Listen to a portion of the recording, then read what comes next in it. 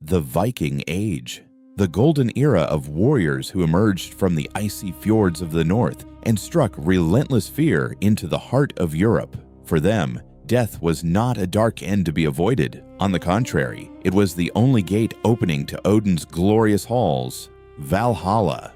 What were the truths behind the legends? What did those supposedly invincible conquerors feel as they took their last breath? Today, we are lifting the veil of mist behind the deaths of history's greatest Viking leaders. Harald Bluetooth, who united Denmark and Norway under a single flag and Christianized his people. This great king, who gave his name to the Bluetooth technology we all use in our mobile phones today, tried to bring civilization and peace to Scandinavia.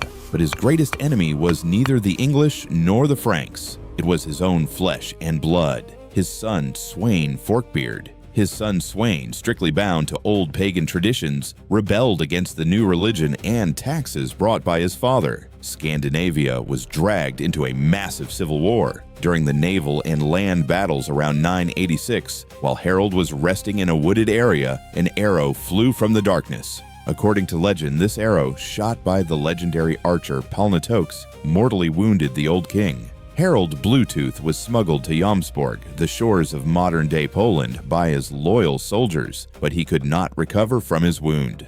With his own son's betrayal, he took his last breath in agony, while his newly formed United Kingdom was on the verge of collapse.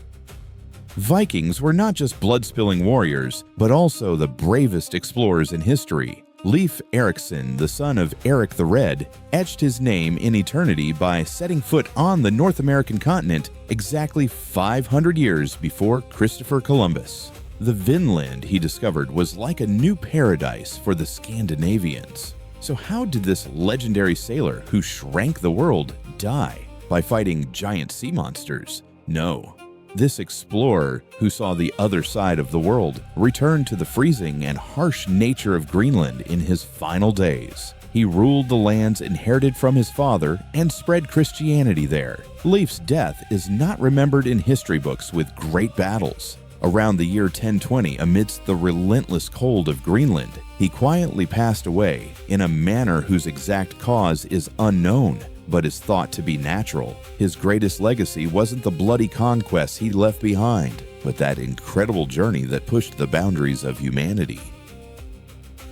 The fate of Northern Europe was in the hands of these two great rivals who lived in the same era. Olaf Haraldsson tried to Christianize Norway by force and bloodshed. This turned into immense hatred among his own people, peasants and lords loyal to pagan beliefs. In the Battle of Stiklestad in 1030, Olaf fought not against foreign kings, but against his own peasant army, who were fed up with tributes and religious oppression. He took an axe blow to the knee, a spear wound to the neck, and finally, with a sword strike to the chest, was torn apart by his own subjects. After his death, he would be canonized, Saint Olaf, and considered the eternal king of Norway.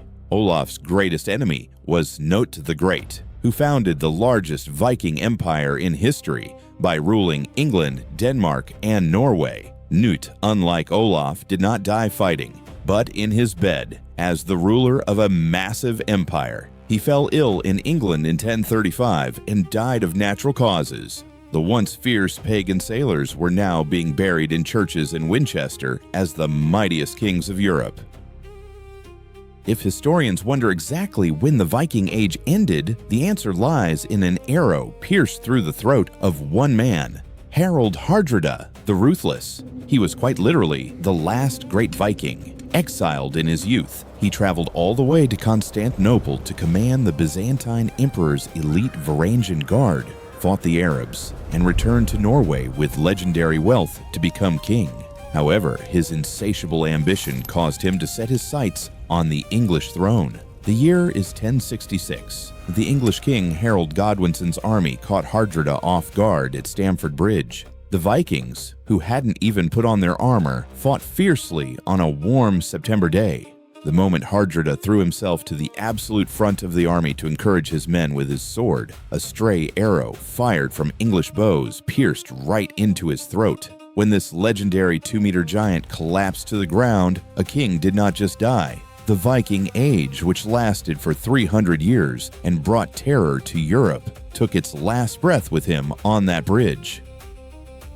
Just weeks after Hardrada's death, another northerner seized the very same English throne, the descendant of Rollo, the Duke of Normandy, the Northmen, William the Conqueror.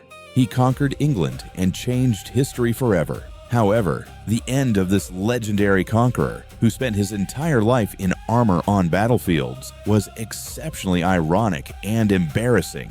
In 1087, while he was burning the city of Mantes in France, his horse was spooked by the burning embers and reared up.